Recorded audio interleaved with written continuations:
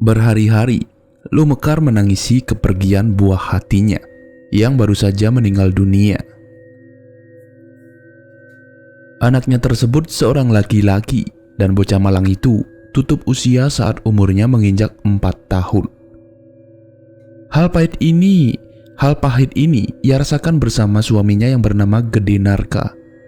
Lumekar yang saat itu mendatangi seorang balian atau yang lebih dikenal dengan namanya dukun. Ia ingin sekali mengetahui penyebab kematian anaknya, karena kematiannya itu sangat tidak terduga. Tibalah Gede Narka dengan istrinya Lumekar di tempat dukun tersebut yang kerap dipanggil Jerum Made, seorang praktisi spiritual sekaligus terkenal dengan menyembuhkan orang sakit non-medis di desanya. Jerum Made sudah banyak membantu orang-orang yang mendatangi rumahnya. Berbagai macam masalah gaib ia tangani sekaligus mengobati seseorang yang kena black magic. Tepat saat itu Gede Narka menjelaskan kedatangannya bersama istrinya ke rumah juru balian tersebut. Awal kisahnya bermula ketika Putu Hardi, anak dari mereka yang berusia 3 bulan. Bocah itu sangat digemari oleh saudara-saudaranya. Ketika kala itu, hanya mereka berdua yang baru saja memiliki buah hati dari antara sepupu mereka yang diajak tinggal satu rumah. Karena bayi mereka masih lucu-lucunya, tentu mengundang gairah sepupunya untuk menggendong bayi mereka berdua, termasuk para tetua yang mereka ajak satu pekarangan rumah. Namun tampaknya kebahagiaan dari mereka sangatlah tidak disukai oleh nenek tiri Gede Narka yang juga tinggal satu rumah dengan mereka. Sebab nenek tirinya yang bernama Dadong Samprik sampai sekarang belum memiliki anak dari kakeknya Gede. Hanya saja istri pertama dari kakek Gede lah yang sampai sekarang lancar memiliki keturunan hingga dianugerahi seorang cicit. Hal ini menyebabkan Dadong Samprik iri, ditambah lagi ia memiliki sifat dengki. Sesampai di sana, Jerum Made juga menjelaskan kepada Gede Narka bahwa ada seorang tetua yang memang berkeinginan menghancurkan rumah tangga Gede beserta ayahnya. Dengan penglihatan mata batin beliau, dengan jelas beliau menuturkan kematian dari anak Gede Narka disebabkan oleh orang yang tinggal satu rumah dengannya. Namun beliau tidak menjelaskan secara gamblang, hanya saja beliau menyebutkan si pelaku sudah berumur lansia. Mendengarkan penuturan dari Jerum Made membuat pikiran Gede Narka berpaling kepada nenek tirinya yang masih ada sampai saat ini dan sedang menginjak usia ke-78 tahun. Sebelumnya nenek kandung Gede sudah meninggal akibat dari sakit yang dideritanya dan membuat kakek Gede menikah lagi saat umurnya menginjak ke-55 tahun pada kala itu. Namun 5 tahun yang lalu kakeknya menyusul nenek Gede tutup usia karena sakit stroke yang dialaminya. Dan sampai saat ini hanya tersisa ayah, ibu dan juga Gede Narka bersama istrinya. Begitu juga dengan buah hatinya. Sebenarnya menurut terawangan dari Jerum Made alias dukun tersebut, memang pekarangan rumah Gede Narka sudah tidak baik-baik saja. Mengingat ada seseorang yang tidak menyukai keberadaan mereka, ditambah ia memiliki anak.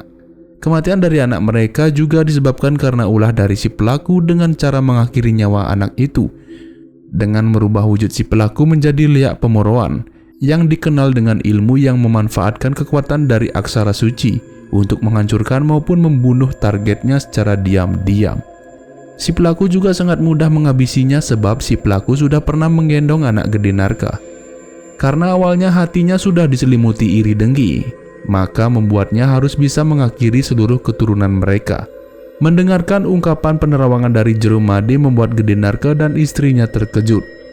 Gede Narka sangatlah bingung bahwa apakah benar si pelaku yang disebutkan oleh Jerum Made itu sejalan dengan kecurigaan dari Gede Narka kepada nenek tirinya.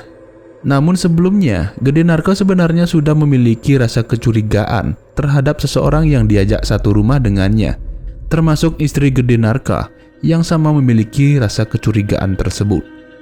Jerum Made tidak habis pikir, mengapa si pelaku itu rela melakukan hal tersebut kepada cicit tirinya dan menghabisinya dengan menggunakan ilmu Leak Aji Ugig. Dan untuk terhindar dari semua itu, Jerum Made berpesan kepada mereka berdua untuk berhati-hati bila ada niatan untuk ingin mempunyai keturunan lagi. Selain itu, Jurumadi berpesan bahwa sebaiknya Gede Narka dan istrinya keluar untuk tinggal sementara waktu, atau tinggal menyewa kos, maupun mengontrak rumah guna untuk menghindari hal yang tidak ia inginkan. Jurumadi merasakan bahwa serangan ilmu hitam akan masih berlanjut dan akan terus mengincar istri Gede, karena si pelaku sangatlah geram dengan istri Gede yang bisa membuahkan keturunan. Maka dari itu, Gede Narka memutuskan untuk segera keluar dari rumahnya dan akan mengontrak rumah sementara waktu. Jurumadi juga tidak akan tinggal diam bila hal tersebut terjadi lagi, dan akan melawan si pelaku bila melancarkan aksinya tersebut saat kapanpun. Beliau akan memantau Gede Narka dari jarak jauh bersama istrinya. Singkat cerita, 1 tahun berlalu Gede Narka sudah berada di rumah kontrakan barunya. Ia tinggal bersama istrinya tersebut, hanya saja kedua orang tuanya masih tinggal di pengarangan rumahnya. Dan kebetulan pada saat itu, istrinya tengah mengandung lagi dan sudah berusia 5 bulan. Berita tentang kehamilan istri Gede sudah diketahui oleh saudaranya, begitu juga sepupunya. Kemudian singkat cerita, 4 bulan berlalu, tiba-tiba istri Gede Narka sakit perut saat malam yang bertepatan dengan malam kalapaksa, atau malam sebelum tumpak wayang, yang merupakan malam keramat bagi penganut ilmu leak. Sebab malam kalapaksa ini, Dewa Brahma memberi anugerah kepada Betara Kala agar boleh memangsa segala makhluk yang lahir pada hari yang bertepatan dengan wuku wayang dalam kalender Bali. Tetapi sayangnya Gede Narka bersama istrinya tidak mengetahui tentang hal ini. Begitu juga kedua orang tua Gede yang tidak tahu menau. Mereka hanya mengikuti anaknya saja. Namun kejadian aneh terjadi bila saat Gede Narka mengajak istrinya ke rumah sakit, sebab istrinya sudah tidak kuat untuk menahan rasa sakit perutnya. Di tengah kepanikannya itu, Gede merasakan bahwa ada yang mengikutinya dari belakang saat ia mengajak istrinya menuju ke mobil untuk pergi ke rumah sakit. Namun awalnya Gede Narka hanya mengira bahwa itu hanya perasaannya saja, dan ia pun bergegas mengajak istrinya untuk menuju ke rumah sakit. Saat melewati jalan sawah pada malam hari, hal aneh pun terjadi.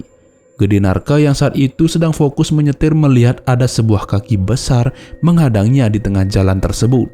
Dan saat itu tidak satu pun ada seseorang yang lewat. Apalagi tidak satu pun adanya rumah penduduk di sekitaran jalan itu. Kemudian pada saat itu istri Gede Narka sempat bertanya mengapa suaminya itu berhenti. Gede Narka tidak bisa berucap seakan-akan mulutnya tertutup rapat-rapat. Badannya seketika lemas dan keringat dingin bercucuran di badannya. Namun apa daya, yang dilihat oleh Gede Narka tidak dilihat oleh istrinya. Di saat Gede Narka mengarahkan pandangannya ke atas dari dalam mobil, betapa kagetnya Gede Narka melihat sosok mengerikan sedang menatapnya dari atas. Badannya tinggi bermata merah menyala dan mengeluarkan lidah yang amat panjang. Gede Narka nyaris menangis dan membelokkan mobilnya. Begitu juga istrinya yang sudah tidak kuat menahan rasa sakit pada perutnya. Akan tetapi, ketika Gede ingin memundurkan mobilnya, ia dibuat terkejut dengan adanya kemunculan bola api dari atas mobilnya. Ia melihat dengan jelas bahwa bola api itu melintasi mobilnya yang hanya dilihat oleh dirinya saja. Awalnya Gede Narka mengira bahwa bola api itu juga akan menyerangnya.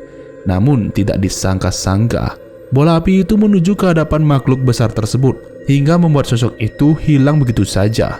Termasuk bola api itu pun menghilang tanpa diduga. Ketika dua sosok itu sudah tidak ada lagi di pandangan Gede, ia kemudian bergegas melanjutkan perjalanannya untuk sampai di rumah sakit. Istri Gede sontak bertanya kepadanya mengapa ia berhenti di tengah jalan. Namun Gede Narka pun tidak menjawab secara langsung. Ia hanya fokus mengemudi dan singkat cerita, pada akhirnya mereka berdua sampai di rumah sakit.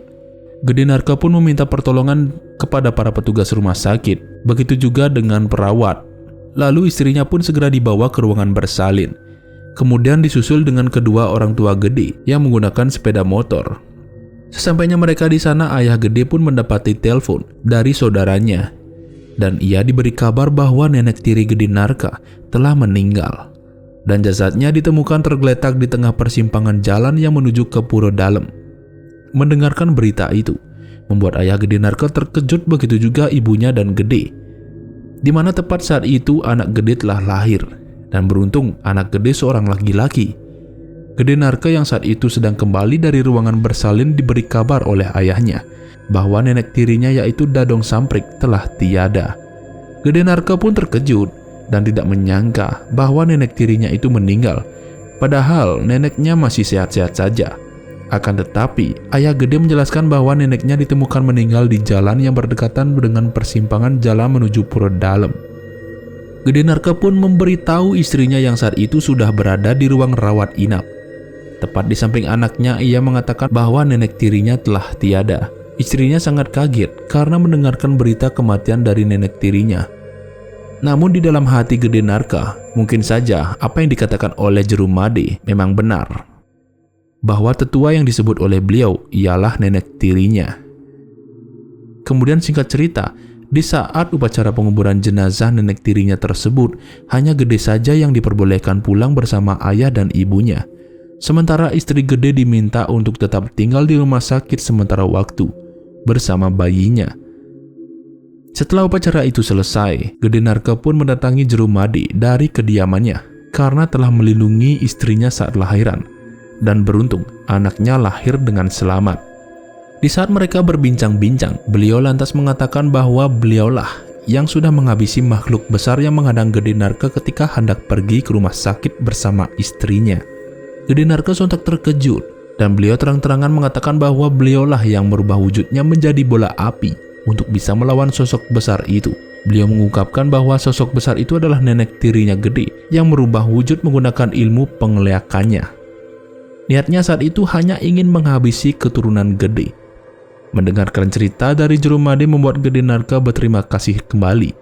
Tanpa bantuan beliau, tentu anak dari Gede Narka akan tidak selamat.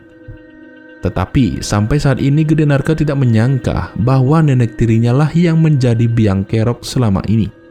Dan saat itu juga Gede Narka menceritakan apa yang diberitahu oleh Jerumade.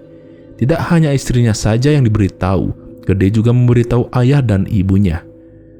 Kemudian setelah kepergian nenek tirinya, keluarga Gede Narka hidup harmonis, termasuk anaknya yang sampai saat itu sudah akan memasuki usia 1 tahun. Namun Gede Narka tetap menjalin komunikasi kepada Jerumade. Begitu juga Jerumade akan tetap membantu Gede Narka bila ia dilanda kesulitan. Dan cerita pun selesai.